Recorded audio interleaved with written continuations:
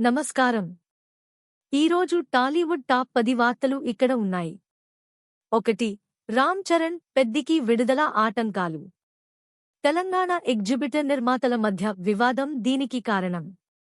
2. Telugu film chamber ఆదాయ వివాదం పరిష్కారానికి కమిటీని ఏర్పాటు చేసింది. ఇది పరిశ్రమలో సామరస్యాన్ని సాధించాలని లక్ష్యంగా పెట్టుకుంది. 3. ప్రశాంత్ వర్మ మహాకాలిలో నటుడు రోహిత్ సెరాఫ్ చేరారు. ఈ చిత్రం హనుమాన్ సినిమాటిక్ యూనివర్స్లో భాగం. 4.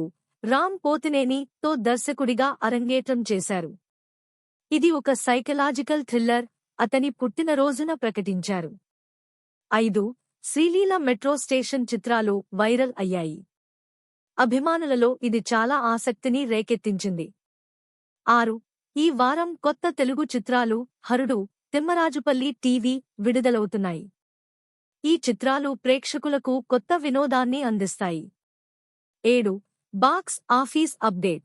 2026లో కపుల్ ఫ్రెండ్లీ, అనగనగా ఒక రాజు సూపర్ హిట్లుగా నిలిచాయి. ఇతర సినిమాలు మాత్రం అంతగా ఆడలేదు. 8. టాలీవుడ్ సంక్షోభం.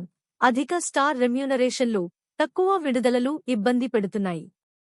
ఓటీటీ విండో తగ్గడం కూడా ఒక సమస్య. 9. సమంత రూత్ ప్రభు మా ఇంటి బంగారం జూన్ 19కి వాయిదా పడింది. ఇది అభిమానులలో కొంత నిరాశను కలిగించింది. 10. విజయ్ కుమారుడు జాసన్ సంజయ్ దర్శకత్వంలో సిగ్మా విడుదలకు ఎదురుచూస్తోంది.